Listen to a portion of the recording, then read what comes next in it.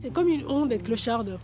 Je me suis dit, mais pourquoi t'as honte d'être clocharde? Est-ce que t'as demandé à être clocharde déjà? On ne demande pas à être clocharde, on devient clochard par rapport. J'étais là, c'est pas de ma faute quoi. Et j'en ai marre que les gens me stigmatisent quoi. Peut-être pour ça que j'ai eu envie de faire cette interview.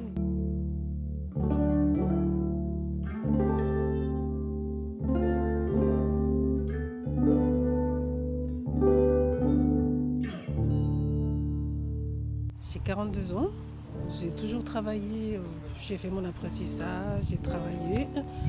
J'étais toujours dans le système, entre guillemets, et la vie, elle a fait en sorte que j'ai fait des mauvaises rencontres et qui a fait un effet boule de neige qui m'a ramenée dans cette situation dans laquelle je n'aurais jamais pensé être.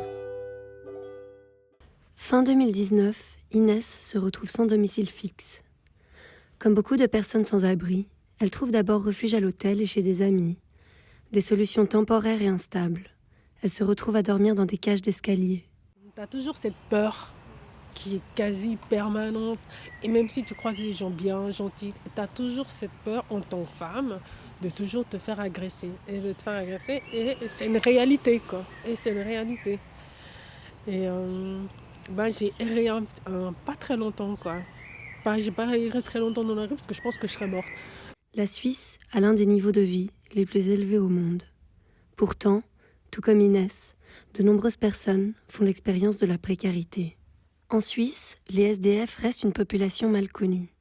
Alors que la ville de Genève mène actuellement une étude afin de mieux comprendre la situation du sans-abrisme dans la ville, les associations évoquent des parcours de vie pluriels. C'était un phénomène invisible. On sait très bien que, tout comme le clochard du coin, il y avait la clocharde du coin. On a tous en tête des images de femmes clochardes. Mais comme ça a énormément évolué, aujourd'hui on est face vraiment à des femmes sans abri qui ne sont pas ces clochards du coin, qui subissent de plein fouet la crise économique, la crise sanitaire, des problématiques familiales, conjugales. Voilà, c'est ça les femmes sans abri aujourd'hui. Impossible donc de dresser le profil du SDF type. Mais il existe des facteurs qui favorisent le basculement dans la rue. Des discriminations liées au genre accentuent notamment la position sociale précaire des femmes. Ce que je vois avec les femmes, en tout cas qu'on accueille à Femmes à bord, un peu des étapes, j'ai souvent l'impression que c'est lié à une période de sa vie où elle a décidé de faire le choix pour elle. De s'autonomiser. Et ça n'a pas été pris par les autres. D'autant plus selon ton pays d'origine, ta culture, ta religion, ça aura encore plus d'impact si tu as envie de reprendre des études, si tu as envie de ne pas être maman au foyer et tout ça. C'est un grand combat et un combat que parfois tu portes seul et ce qui t'amène à te retrouver seule aussi. Paradoxalement donc, en s'émancipant, de nombreuses femmes s'exposent à la précarité. Contrairement à leurs semblables masculins, elles semblent toutefois pouvoir s'appuyer davantage sur leur réseau familial et amical. Mais ces facteurs ne font que ralentir leur chute. Quand je me suis retrouvée dans cette situation, mon premier réflexe a été de demander d'aide à des amis. Et là, ça s'avère encore plus compliqué, quoi. Parce que les gens, tant que vous avez votre petite vie tranquille, tout va bien. Et dès que vous rentrez dans des problèmes, et c'est là que vous vous rendez compte que l'amitié, elle n'est pas aussi forte que ce que les gens s'imaginent. Quand vous n'avez plus de travail, vous n'avez plus de dignité, mais en plus, vous n'existez plus pour la société, quoi. Parce que tant que vous ne... On est comme des fourmis, quoi. Tant que vous ne participez pas à la construction du château, vous n'y habitez pas. En Suisse, aucun chiffre fiable ne précise le nombre de personnes sans domicile fixe. Selon les associations proposant des hébergements d'urgence, il serait 1500 hommes et 500 femmes en Suisse romande. Les femmes représenteraient donc un tiers des sans-abri. Surprenant pour certains, ce phénomène n'est pourtant pas nouveau.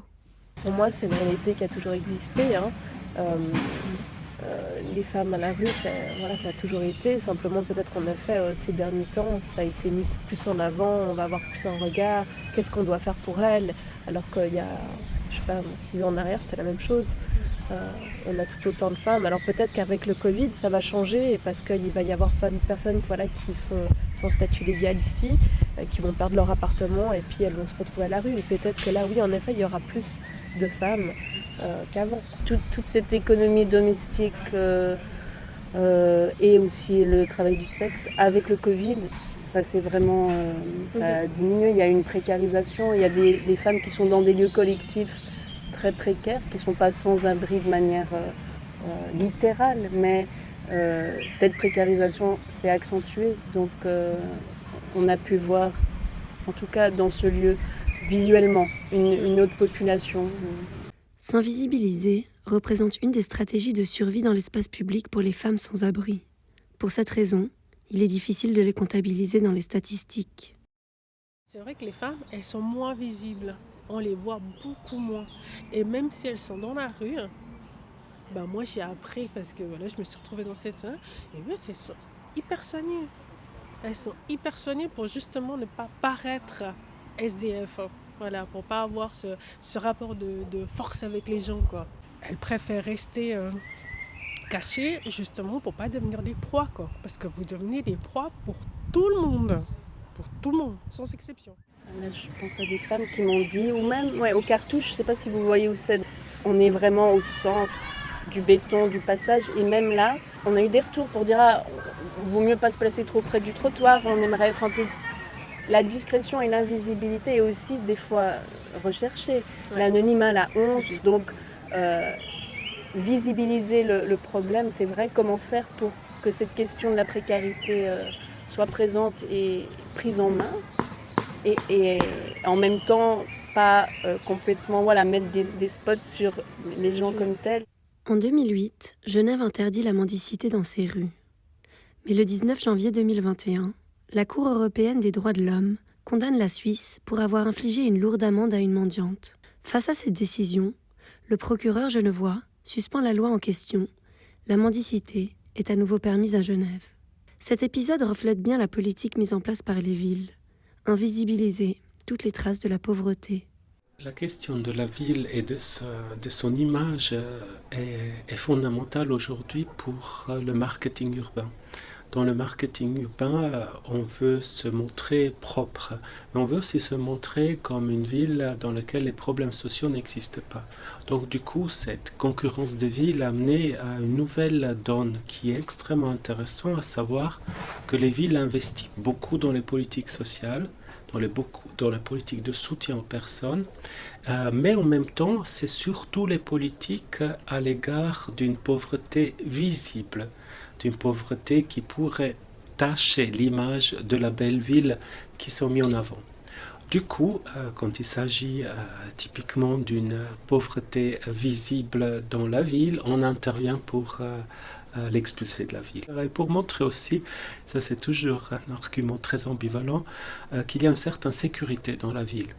Alors c'est pas que la personne qui est dans la rue, qui dort sur une banque soit dangereux, mais pour beaucoup de gens c'est l'inconnu total. Ce sont des gens qu'on rencontre jamais. Et quand on le voit, on ne sait pas qu'est-ce qu'on s'attend derrière cette personne, qu'est-ce qu'il y a derrière cette personne. La ville de Genève a plutôt tendance à les invisibiliser. Il y a aussi plein de systèmes qui sont mis en place, que ce soit les bancs, comment ils sont pensés pour pas que les personnes puissent rester, que ce soit les parcs. Typiquement, je sais pas, les Bastions qui a un parc très touristique, la police s'est souvent passée pour pas qu'ils puissent y rester. Mais il y a d'autres endroits où là, si on va, vu que c'est pas hyper visible, je sais pas, par exemple sous le pont vers le Rhône, là il y a beaucoup de monde qui dort, et par exemple la police passe moins, mais c'est aussi il y a moins de tourisme. Du coup, ça va pas tellement gêner. Parmi les nombreux instruments qui existent pour répondre à l'enjeu du sans-abrisme, la mise à disposition de logements permettant à ces personnes de retrouver une stabilité est le meilleur moyen de leur permettre de s'en sortir. Est-ce qu'on va privilégier de l'aide d'urgence, comme disait Natacha, la nuit, mais c'est pas ça qu'il faut en fait. C'est de pouvoir se poser et avoir tout au même endroit, avoir un logement, ça veut dire une adresse pour pouvoir rebondir et avoir des aides, une douche, un endroit où manger, parce que le problème c'est que si on fait plein de choses dans la ville, ils vont courir pour aller prendre une douche, ils vont repartir pour ça, puis en fait tout ce chemin, ça les épuise et puis après ils n'arrivent plus à faire autre chose que juste courir après les prestations, quoi. Et voilà, là, toute la question du logement à Genève, c'est vraiment fondamental. Et puis voilà pourquoi les studios mobiles ont été aussi... ils ont vu le jour il y a quelques années maintenant, parce qu'il y a cette adresse qui permet de pouvoir rebondir et aller de l'avant, quoi.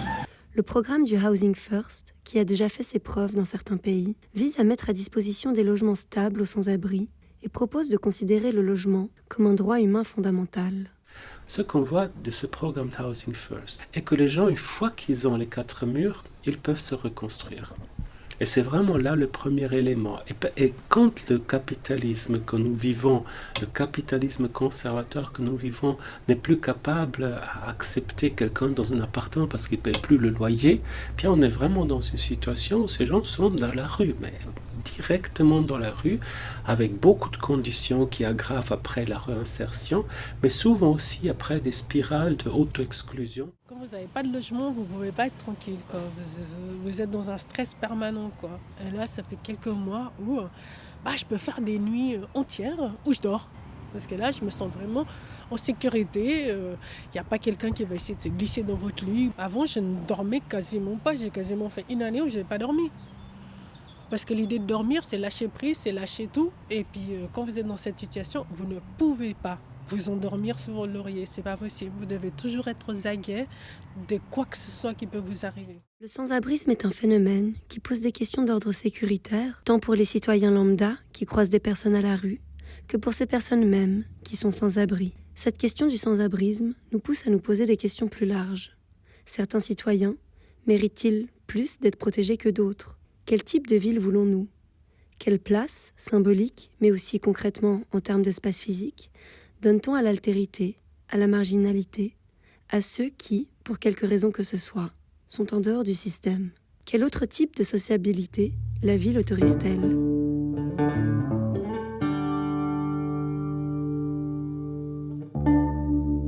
Alors aujourd'hui, on est plutôt dans l'idée que plus tu es inclus dans un tissu urbain, plus c'est facile à te retrouver. Alors là, c'est très difficile à Genève parce que le centre est complètement dans les mains du privé et quand on veut construire, on veut faire quelque chose, c'est difficile de faire autrement. Donc du coup, qu'est-ce que devrait faire Genève ? Ce qui est très difficile, acheter les immeubles qui sont en vente. Mais les prix des immeubles en vente à Genève sont hors marché. On devrait effectivement se dire... capitalisme, ça marche pas. Les gens sont dans un système soumis à ces loyers ici ou à l'achat impossible dans d'autres pays et qu'on n'a aucune chance à trouver au dehors du marché des solutions. C'est là, je pense, vraiment la grande question qui fait qu'un sain anticapitalisme dans la construction de logements est utile. Bien que la population des sans-abri soit de plus en plus hétérogène, comme nous l'ont expliqué tous les travailleurs sociaux que nous avons rencontrés, la majorité des sans-abri sont des sans-papiers. Pour répondre au mieux à ce phénomène, il est important ici de ne pas politiser davantage la grande précarité en y ajoutant une couche xénophobe. Inutile de stigmatiser davantage des populations en situation de grande précarité. Alors je pense que Zurich fait mieux parce qu'ils ont introduit la carte pour les sans-papiers qui leur donne une espèce de déclaration d'existence et de résidence qui leur permet de trouver des appartements, pas être exploités, tout ça. Donc je pense que la ville a beaucoup d'instruments aujourd'hui et peut-être pas suffisamment de fantaisie, mais on peut intervenir sur ces phénomènes. Je conseillerais vraiment faire pas par pas cette politique du Housing First avec une forte propension à reprendre le territoire urbain par les acteurs étatiques et les enlever aux spéculateurs.